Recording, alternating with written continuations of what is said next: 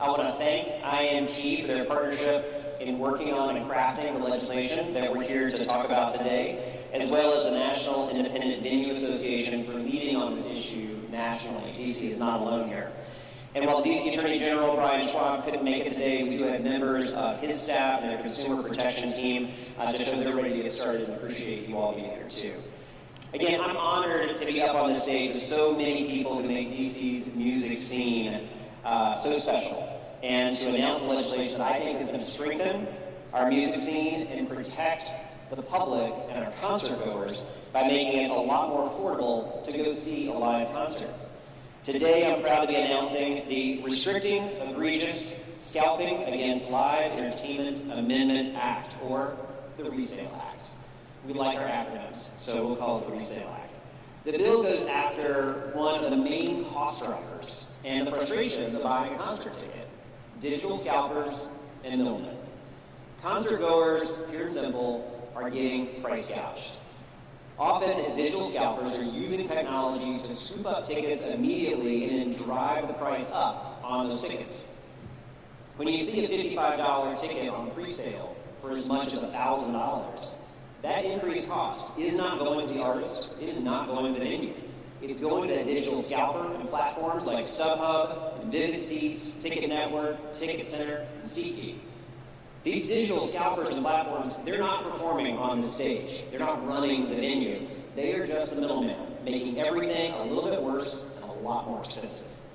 On top of how the market drives up prices immediately, scalpers also offer what's known as speculative tickets, which is a ticket they don't actually have in their possession prior to the initial tickets going on sale. What this does, it both spikes the cost, and it also can lead to situations where someone thinks that they bought a ticket, only to find out they actually didn't, and they struggle to get a refund. The resale market right now needs to be corrected, because our artists, our local venues, like those that are here with us today, and DC residents are being taken advantage of. When it costs hundreds of dollars more than it should, just to go see a weeknight show, it hurts our music scene, because fans are being priced out and they're staying home. So here's what the Resale Act is proposed to do to fix these problems. First, it sets a price cap on the amount that a ticket can be resold on the secondary market. The legislation is going to propose that whatever someone paid for the initial ticket is what they can sell it for in the secondary market, up to 10% of that initial ticket cost. Second, it bans the practice of speculative tickets, because if you don't actually have something to offer, then you shouldn't be able to deceive consumers. And next, it requires all-in pricing at both the initial sale and the resale of the ticket, which helps inform our consumers, our residents, about the initial ticket price, plus, of course, any other taxes and fees, so consumers aren't pressured into paying outrageous fees at the last minute. And I'll emphasize, DC law currently requires merchants to disclose their price up front to their consumers, but we want to clarify that for our concert tickets. And then, of course, to ensure compliance with what we're proposing here, the legislation would have ticket resellers that sell or list 50 or more tickets a year to register with the district. Those resellers would be required to provide certain information to the district government, like the total number of tickets they're selling, the original price of each ticket they purchased, and how much they resold the ticket for on the secondary market. We've also proposed that each reseller that registers with the district has to have a surety bond of no less than $10,000 in the event that a reseller fails to deliver tickets or engages in fraudulent activities. That way, a consumer that's harmed is able to be made whole by the surety bond. I want to thank the folks at IMP, NEVA, DC Attorney General's Office for working together with us on this legislation. I think we all recognize the district needs a comprehensive set of laws and enforcement to deter these scalpers from continuing to price gouge and deceive DC residents and visitors. Lastly, I also want to note and thank my colleagues that have co-introduced this legislation: Councilmembers Brianna Nadeau, Kenny McDuffie, Christina Henderson, Robert White, Janice Lewis-George, Zachary Parker, and Matt Fruman. I appreciate the support of so many colleagues already as we get this bill started, and the many people that helped us work on this drafting and getting it ready today. Next, I'm going to bring back up Audrey Schaefer, Director of Communications for IMP, and we'll take some questions just a little bit.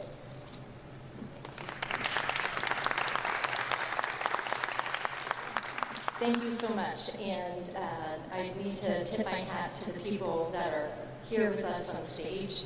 when we have this industry coming together, it means that we have representatives from DC9, from Black Hat, Capitol Turnaround, the Hamilton, the Howard, the Lincoln Theater, the Anthem, the Atlantis, the 930 Club, Miracle Theater, Pearl Street Warehouse, Pie Shop, Songbird, Union Stage, and we have U Street Music Hall, and All Good Presents. So that lets you know that we all are feeling the pain and we want to make a change. And what you just heard today, there's nothing else like it in the country. And the people have asked me, why do you care so much about this? If you sell a ticket, you sell a ticket. But that's not how it works. If people get gouged unnecessarily buying a $500 ticket that they could have paid $50 for, theoretically that's 9 shows that they're not going to. And that harms our entire music ecosystem. That means that they're not discovering more artists, they're not bringing more fans, more friends, and it hurts the artist. Artists work really hard to decide what the prices of their tickets should be. And it's based on, well, CJ will tell you, but it's based on their art, what it costs to hire the band, what it costs to go from town to town. And that somebody else should think that they're going to make more money than the artist, that has nothing to do with it, that is pretty gross. So this bill that will be going through the system in DC will cure that. I just wanted to show you a couple of the egregious, and it happens every single week. Every single week. A couple of the ones that just stand out that would make your eyes pop about what we find on the secondaries. By the way, the people who sell on the secondary platform, we don't know who they are. Nobody does, except for the platform. It's almost like ticket washing. So it's the scalpers that this bill hits. This was a show at Lincoln Theater. We listed it for $56. This is on StubHub. We announced it this morning. So talk about fresh. There's not a single ticket for sale. But if you go to StubHub right now, you'll see one for $1,200. Wrong. At the Atlantis, it happens at every single one of our venues. That's kind of my point. At the Atlantis, we have a band, Richie. You know, I don't even know this guy. I feel badly. Richie Mitch. And look what they're doing with his tickets. A $25 ticket? That's wrong.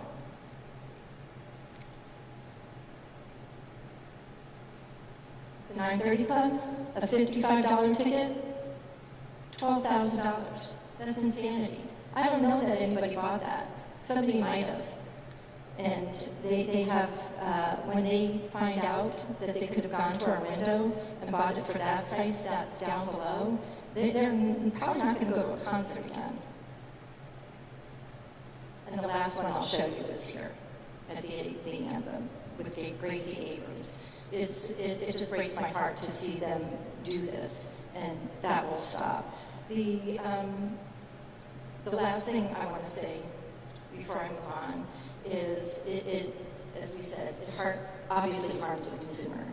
It harms the venues that are here because if people can go to fewer shows, that they're not coming through our doors, they're not buying beverages or merchandise, and that harms us. And they're turning people off to the entire experience. But it also is an economic development issue because it harms the city.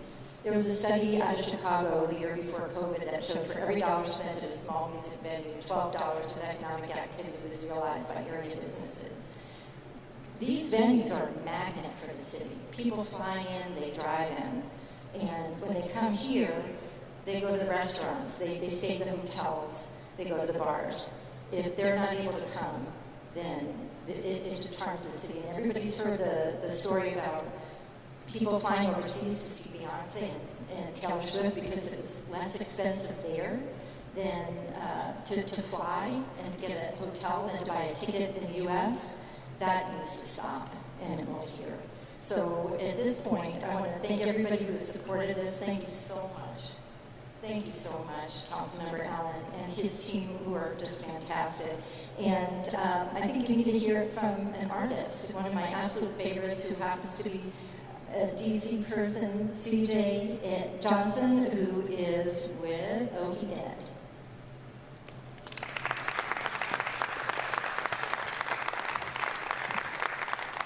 Good afternoon, everybody. My name is CJ Johnson. I am lead singer of band DC bass band Oh He Dead. I'm also born and raised DC, and I've been playing music with this band for a long time. I want to say since I was 18 years old, and it's been a little heartbreaking to see the work we put in, and also along with these venues that they put in a lot of work to make sure they get people to come out to our shows and support us. And we set these ticket prices so that people can afford to come see us and enjoy our music, or even if they've never listened to us before, so they can enjoy it to hear it for the first time.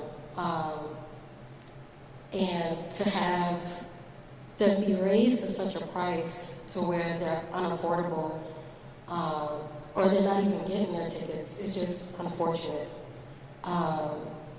We recently had a show at the Atlantis and sold out, and I had a lot of friends and family who wanted to be there, and they couldn't get tickets because they were going for $80 to $500, and the ticket was only $25. And they could not afford that ticket. And I went and purchased those tickets because I needed them to be there. And it was the only way that they were going to be there.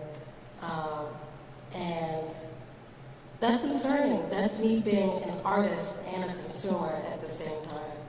And for that to happen, I don't want that to be something that's happening to all these artists who are trying to make it, who are touring, who need that income to keep going, for their fans to come out and listen to them.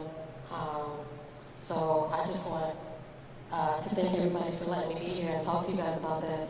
And thank you again for supporting us and getting us going. So,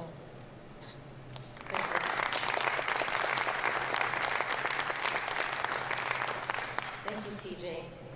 And at this point, I'd like to pull up Stephen Parker, who's the Executive Director of the National Independent Venue Association. Thank you, Audrey. The people who are up here on stage, I want you to look at them. They're more than just the people that are standing up here so that we have a full stage. These are the folks that do the hard work every single night to put on thousands of shows a year here in DC. And everything they do is because they love it. It's not because this work is easy. It's not. It's not because they're making a lot of money. They're certainly not. They're doing this because they care deeply about making sure that CJ and her band and thousands of artists like them have a place to play every night. The scalpers and resale market that's unchecked across the country, including here in DC, is making it harder for those stages to continue to exist. And ultimately, the dollars that they are taking from fans that are coming into DC and the fans that live here and go to shows are leaving this community and going to multi-billion-dollar platforms like StubHub and Vivid Seats that are hiring lobbyists to fight back against good legislation just like this. This Resale Act is hope. If it's passed as is, it will be the strongest resale accountability bill in the country. And that's why we have to keep going. There will be people that come out of the woodwork that are paid by multi-billion-dollar companies to say that this bill is bad. It isn't. It's pro-fan, no matter what they say. And there will be people that say that this bill goes too far, and it doesn't. Because ultimately, the biggest threat to live entertainment in this country and in the district is the fact that there is price gouging and deception that run rampant across the internet. And it's fueled by people like StubHub, who spent nearly $1 billion last year trying to make sure that their results show up above all the venues and promoters on this stage. So while this is just the beginning, and there's a little bit of a road to go before this legislation passes, I want to say to Councilmember Allen, thank you. I want to thank him for standing strong, and I want to thank the entire council that has signed on to this bill for carrying this forward. And I just want you to know that everybody up here, and myself, and the entire community across DC and the broader DMV region have your back. We are here to make sure that this bill passes, no matter what anybody tries to put in the way of it passing. And I'll also just say that we need it to pass. This can be a national model for what resale looks like across the country to make sure that people are protected. Before I go, I just want to thank Audrey Fick-Schaefer. She is the driving force behind this bill. She's the vice president of the National Independent Venue Association. We are so fortunate that she fights this fight here in DC and in Maryland and in states across the country. And I want to thank Kim Gilmore and our staff for making sure that we played a critical role in moving this forward. Thank you to everybody up here who works so hard every night to make sure that fans can have a place to stay. And thank you to the artists like CJ, who puts their heart and soul on the stage every night to make sure that people have a safe place to go. Thank you.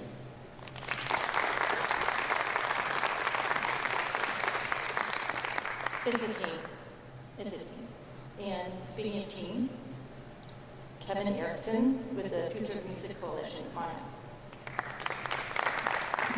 Thank you. I just want to offer a little bit of context. Like when you think about iconic artists like Duke Ellington, like Chuck Brown, like Bad Brains, like Fugazi, all our friends out on the road now, part of their genius is singularly theirs, but part of it is about bringing the creative insights of a particular music community to a broad audience. And some of that is about musical insight, but some of that is about community practices, about the choices that you make about how you bring your music to the world. DC's music community has this incredible tradition of valuing accessibility and inclusion of a participatory culture. The idea that you can be a part of it, people will help you do it, they'll teach you how to put out a soundtrack record. All ages shows, pricing a ticket below what a theoretical market could bear. This is part of this community's DNA, right? Our friend Richard Evans Taylor from Dance USA has said that a ticket is a physical symbol of access to the arts.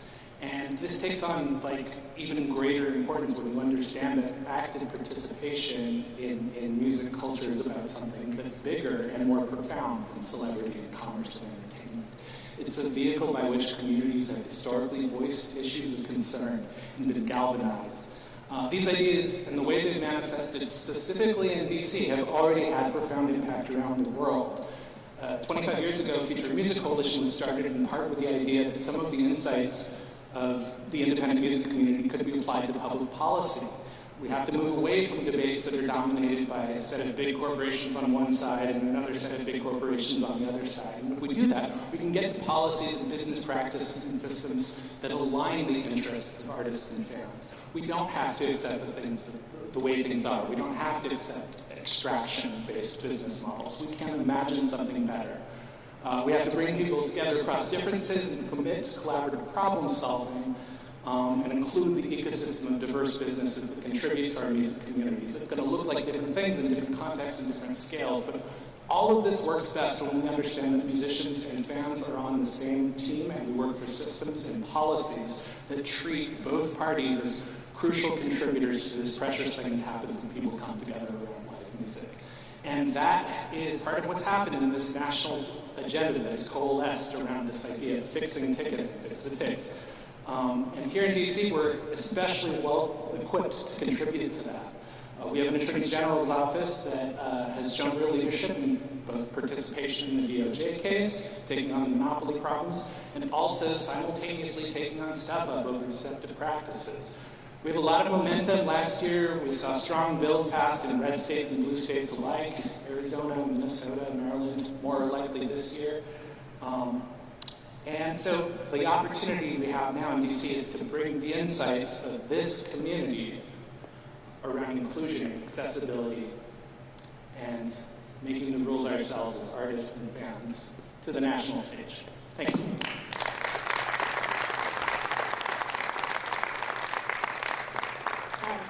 So one last thing I wanted to add is, and this is something that I think all of us up here feel very passionately about, is that this bill is written with teeth. And the enforcement aspect is real. And I think we will have the attention of the people who are making their business scalping and hosting scalpers on their platforms when the fine will be $5,000 per ticket for the first infraction and $10,000 per ticket for subsequent ones. I have a feeling that will go a long way to ensure that people in the District of Columbia can get a ticket at face value like the artist hoped for. So thank you all so much for all you've done. And if, I don't know if anybody has any questions, but we're here.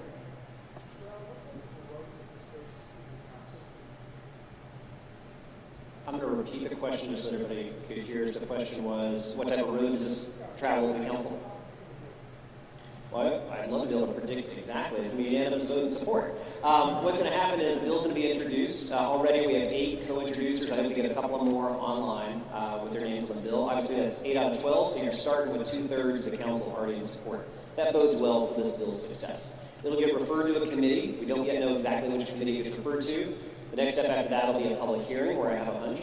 All our friends will be showing up for that, and then it'll come for a vote. So I don't have an exact timeline, but I think you can, if you see 8 council members co-introducing a bill, it does foreshadow what the final vote's going to be.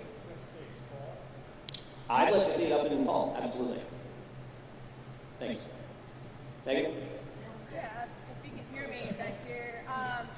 I'm interested, Audrey, if you can talk a little bit about the evolution of ticket sales and how the advent of these middlemen platforms have changed, the scope of, like, how many tickets are they snatching up compared to how many you're selling direct at the door? What's the scope of the issue of, when you put tickets on sale, where are they going?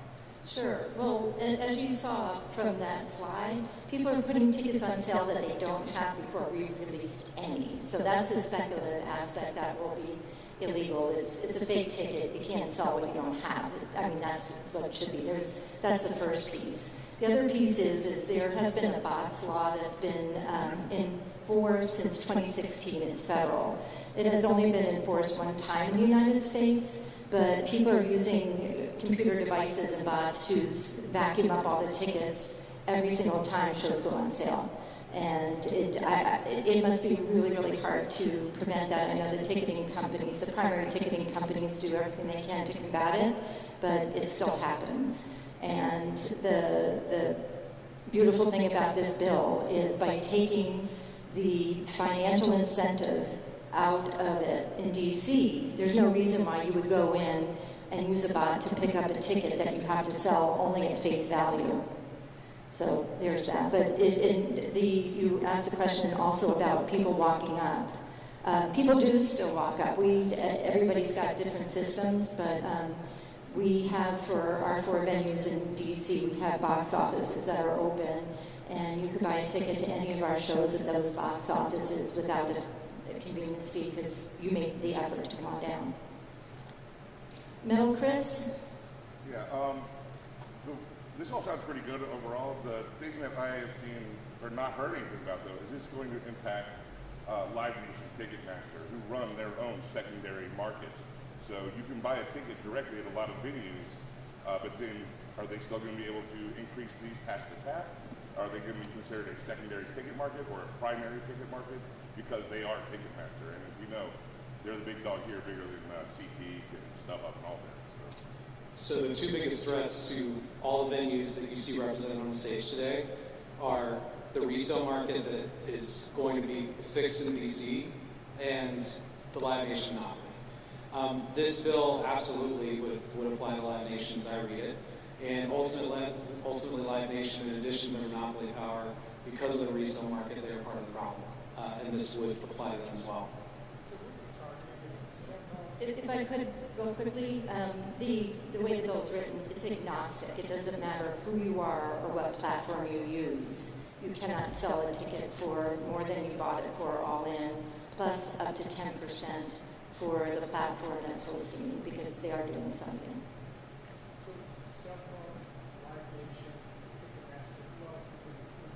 Well, it's, I would say it's everybody, but the resale market, the ones that are, where I will tell you, the ones that we are seeing the worst behavior on is StubHub, Vivid Seat, Ticket Center, Ticket Network. Those are some of the biggest ones, but then, they can morph over and over. How exactly are you going to be able to enforce this? Like, just a brief explanation on how will it be enforced? Like, you're going to identify somebody? The enforcement mechanism is set up through the Office of Attorney General. So the legislation looks at, we already have a pretty robust consumer protection unit at the Office of Attorney General, so they already drive some success in that space. And so it's partnering with and having the enforcement come through the Office of the Attorney General.